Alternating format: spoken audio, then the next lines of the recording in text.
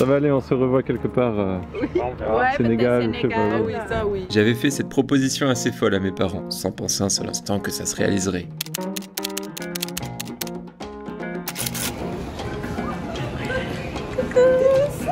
Attends, on va rentrer. Pour ce voyage en famille, j'ai décidé de prendre la responsabilité d'organiser un voyage cool et sans stress, avec 3 règles. Ne jamais tomber en panne, ne jamais être ensablé, et enfin, ne jamais se retrouver dans une mauvaise situation. Mais si vous suivez bien nos aventures, il nous arrive toujours l'inverse. Rien ne se passe comme prévu. Bienvenue dans Voyage autour du monde, je m'appelle Bi. Et moi Justin, nous voyageons depuis plusieurs années afin de découvrir la beauté de notre monde. De retour en France, j'ai proposé à Bi de créer le camion d'expédition de nos rêves. Alors, rejoignez l'aventure du Red Truck. Nous sommes à Dakar. Nous arrivons une sacrée histoire aujourd'hui, je suis épuisé. Même si nous adorons le Red Truck, il n'est pas très optimisé pour voyager à 4 personnes. J'ai alors décidé de l'échanger temporairement contre une voiture de location pour plus de confort et surtout pour éviter d'éventuelles pannes. Je le répète, je veux que ce voyage soit sans stress. Et là j'arrive chez le loueur, donc c'est une location entre particuliers. Et donc la voiture sort tout juste du garage pour quelques révisions. Il démarre la voiture. Et le bruit c'est... Là je regarde Bi. Comme le bruit c'est vraiment comme un tracteur. Non, je connais le bruit. Je dis putain, Bi c'est le Terrano là. Je me retrouve en Inde, je vous jure, je me retrouve en Inde. C'est plus fort. Mais bon, on lâche rien, moi je suis un peu stressé parce qu'il y a beaucoup d'embouteillages dans Dakar. Et je dis à Bi, vas-y go, faut qu'on fonce. On va à l'aéroport.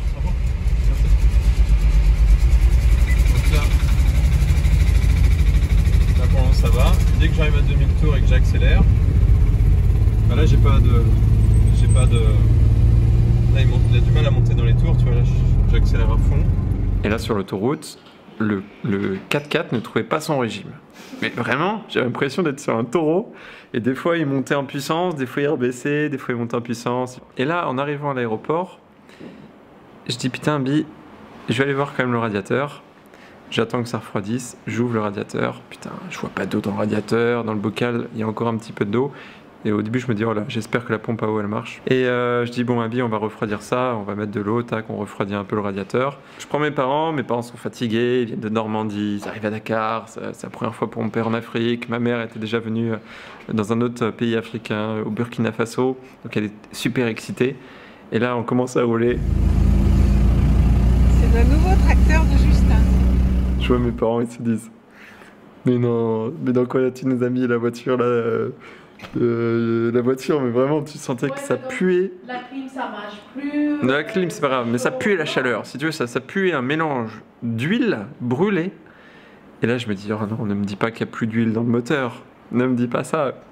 Et en fait, bah oui, il n'y avait plus d'huile dans le moteur, il n'y avait plus d'huile, plus de liquide de refroidissement, plus rien en fait. Le moteur il a tout bouffé en 40 km. On commence à se dire, ok, on va au prochain Shell, on va acheter de l'huile, du liquide de refroidissement, on va faire le plein tous les 5 km s'il le faut, tant pis.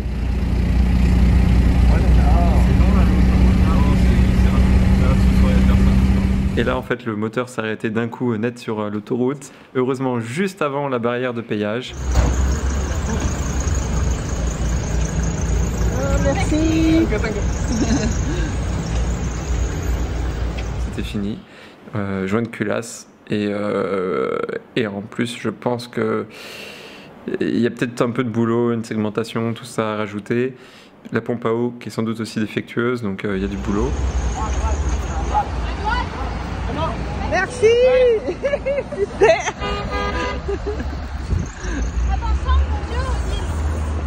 Et là on est tombé face à des gens super sympas sur l'autoroute, heureusement, des gens adorables qui nous ont dit attendez, on va vous chercher de l'huile s'il le faut, vous inquiétez pas, on va vous aider, on voit que vous êtes dans la galère, attends tes bagages, viens, on les met dans ma voiture, je vais vous accompagner chez moi ou chez vous, quoi qu'il en soit, on vous sauve d'ici. Vous avez de l'eau?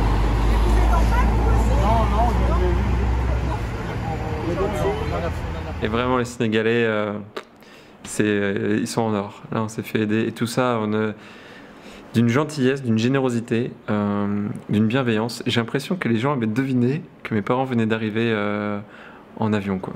C'était incroyable. Ça durait en gros de 14h30, je crois, à minuit et demi. Voilà. Et c'était juste un jour et c'était raide. Des fois, c'est comme ça. Le lendemain, à défaut de ne pas pouvoir utiliser la voiture de location, nous sortons le Red Truck pour visiter Dakar. En termes de volume, ce n'est pas vraiment le véhicule le plus pratique pour circuler, mais du haut de sa cabine, la vue est toujours plus spectaculaire. La lumière est belle. En vrai, on aurait pu prendre le camion. Là, on passe dans le quartier des mécaniques poids lourds. Là, il y a des pièces détachées, tout ça. C'est le gros camion. Il faut savoir qu'entre conducteurs de camions, il y a énormément de respect et on n'hésite pas à bloquer les voitures pour se faciliter le passage. Et si vous vous demandez où est Bee, eh bien elle est dans la cellule. Temporairement, le Red Truck et les taxis vont nous dépanner pour les premiers jours, mais nous louerons une autre voiture pour la suite du voyage. Mais c'est vrai que dans le camion, on est bien.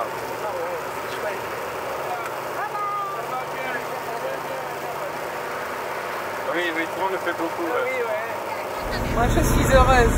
Je vais faire la route avec Justin et Bee. Là, c'est pas besoin de camion. Ça va être que des poids lourds, parce que c'est le port. C'est énorme, cela, ouais. Maintenant, on a changé de quartier. On est dans le quartier de Anne. C'est un quartier de pêcheurs. C'est aussi les quartiers du port. Donc, tout ce qui transite avec le reste de l'Afrique et l'Europe. Et en parlant de port, c'était notre principal sujet de conversation durant le séjour avec mes parents. Il faut savoir que lorsque l'on traverse un continent, il y a toujours des zones difficiles à passer, que ça soit à cause d'enjeux géopolitiques, de guerres ou climatiques. Il est d'ailleurs fréquent de changer d'itinéraire en cours de route. Dans notre cas, nous voulions passer par la Centrafrique pour rejoindre l'Est, mais ce beau trajet comporte de nombreux risques. Finalement, nous resterons sur la côte ouest. Néanmoins, il y a des élections présidentielles dans 2 pays au moment de notre passage, le Nigeria et la RDC, et ça sera la saison des pluies. Donc c'est encore plus compliqué. C'est pourquoi, à Dakar, nous nous sommes renseignés pour envoyer directement le Red Truck en Namibie. Niveau prix, ça revient même moins cher que de prendre la route. Nous nous sommes longuement questionnés, d'autant plus que nous recevons beaucoup d'emails pour nous déconseiller de traverser le Nigeria. La décision était très difficile à prendre, sachant que pour mes parents, la solution du bateau est la plus appropriée pour notre sécurité. Mais vous le savez, avec Bee, dès qu'on a un projet en tête, c'est très difficile de nous l'enlever. Alors nous avons repoussé cette idée de bateau à plus tard. De toute façon, il y a toujours la possibilité d'embarquer depuis le Ghana, le Togo ou le Bénin.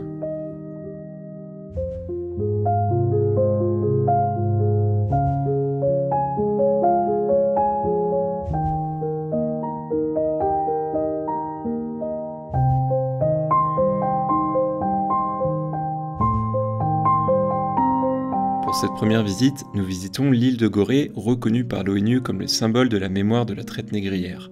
On y découvre aussi que l'île des Mémoires a une importance capitale et stratégique pour les Européens, pour le commerce et la présence militaire. Avec Saint-Louis, Gorée a été la 2e commune d'Afrique de l'Ouest, bien avant Dakar. En 1891, il y avait même plus de 2100 habitants.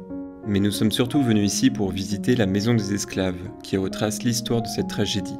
Ce lieu des mémoires rend hommage aux esclaves du passé et d'aujourd'hui, afin de continuer le combat contre cette pratique qui continue malgré tout de perdurer dans le monde.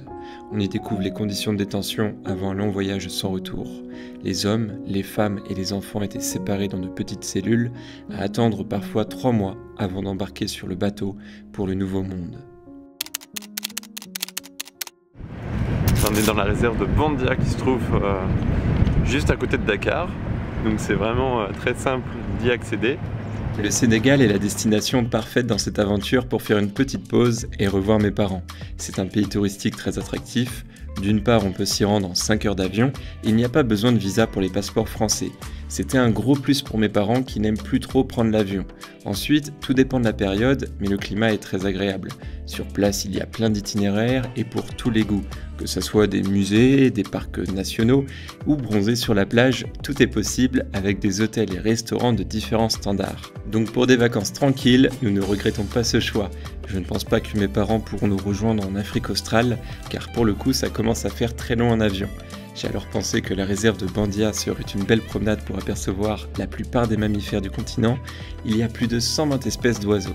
On aurait pu prendre le Red Truck pour visiter le parc, mais avec un guide, c'est plus simple d'avoir la chance de croiser les rhinocéros, le plus gros mammifère après l'éléphant. Et les plus chanceux peuvent apercevoir une Thaïlandaise sauvage qui parfois embarque dans les pick-up des touristes.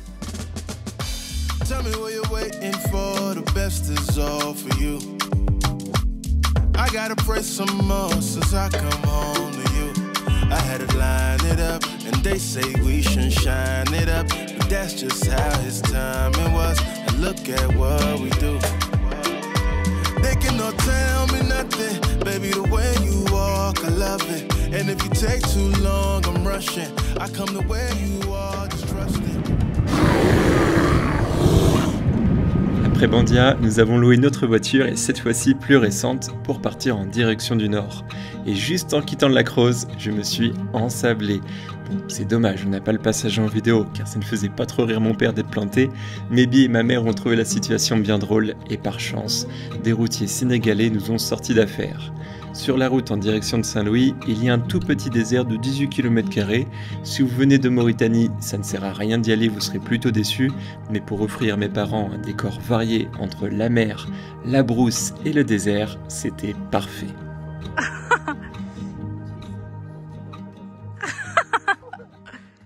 Qu'est-ce que vous faites là?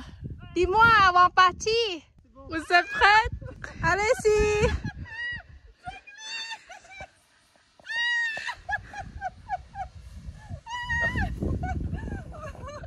T'aimes bien? Oh là là, les pantalons. Ensuite, nous avons enfourché des quads pour rejoindre la fameuse plage qui relie Saint-Louis à Dakar. On surnomme cet endroit la plage de la clavicule depuis que Lolo Cochet a chuté à 200 mètres de l'arrivée en terminant l'Africa Eco Race. Si vous arrivez en 4x4 depuis la Mauritanie, c'est l'une des plus belles pistes à prendre, mais attention aux marées. Allez-y au lever du soleil, ça doit être magnifique et moins stressant qu'à la tombée de la nuit en cas d'ensablement. Voilà, c'est mécanique Justin. Le mécanicien, tu sens quelque chose là. Alors moi j'ai une roue qui est un peu voilée là.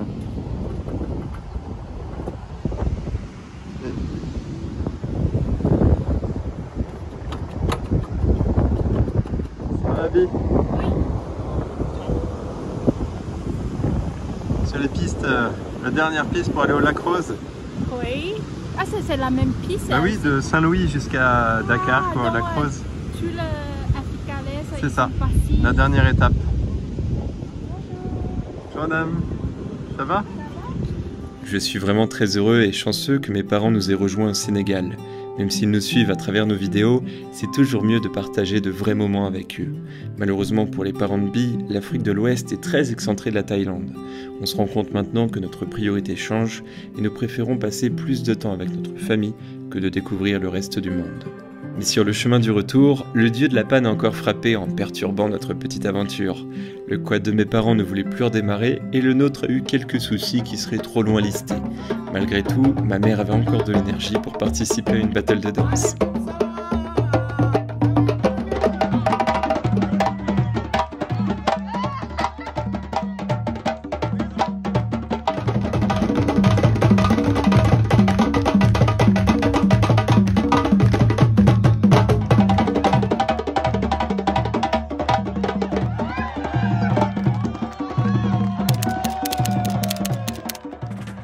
Après le désert de Lampoule, nous avons repris la route pour Saint-Louis. C'est l'une des plus grandes villes du Sénégal et plus agréable que Dakar. C'est la première ville fondée par des Européens en Afrique de l'Ouest. C'était d'ailleurs par des marins de Dieppe en Normandie. Elle était baptisée ainsi en l'honneur du roi de France, Louis XIV et Louis IX. Surnommée aussi la Venise africaine, c'était la capitale politique de l'Afrique occidentale française jusqu'en 1902, puis la capitale du Sénégal et de la Mauritanie. C'est donc une ville importante à visiter pour son histoire. Je suis content parce qu'en arrivant au Sénégal, on n'a pas pu visiter Saint-Louis. On s'était juste posé en quittant la Mauritanie, après la frontière de Diama. Et on devait aller à Dakar aussitôt pour nos démarches, pour les papiers du truck. Parce qu'on faisait signer le carnet de passage en douane directement à Dakar. C'était plus simple et c'était gratuit. Et du coup, on n'avait pas eu le temps de visiter Saint-Louis. Et là, on profite. Après avoir visité des vestiges d'anciennes maisons coloniales, nous nous sommes rapprochés d'un quartier un peu plus animé, le coin des pêcheurs et des marailleurs.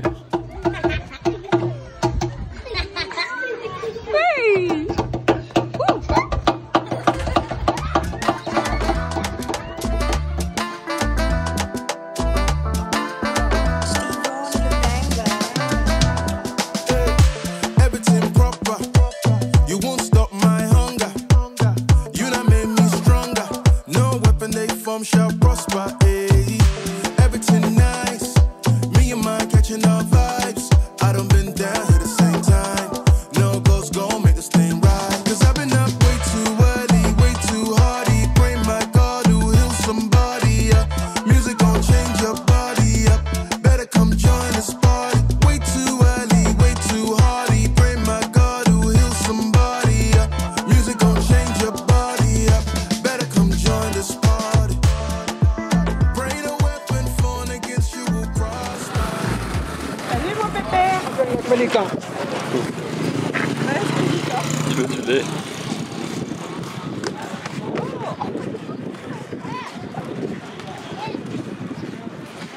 C'est lui le chef, tu sais.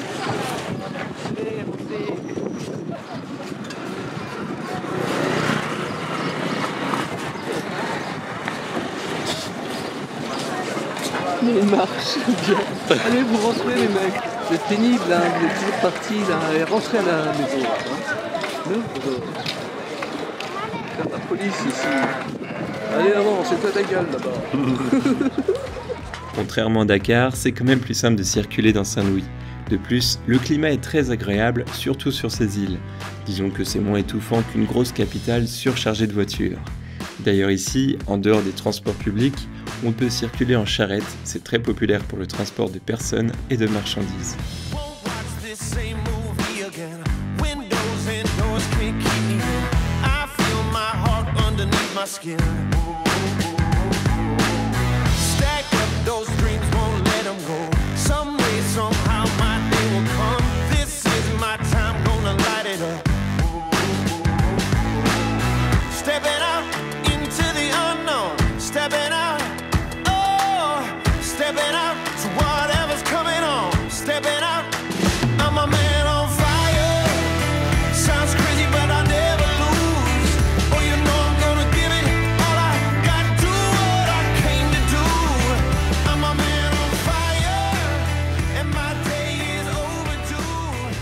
Nous sommes restés quelques jours à Saint-Louis avant de redescendre vers la petite côte.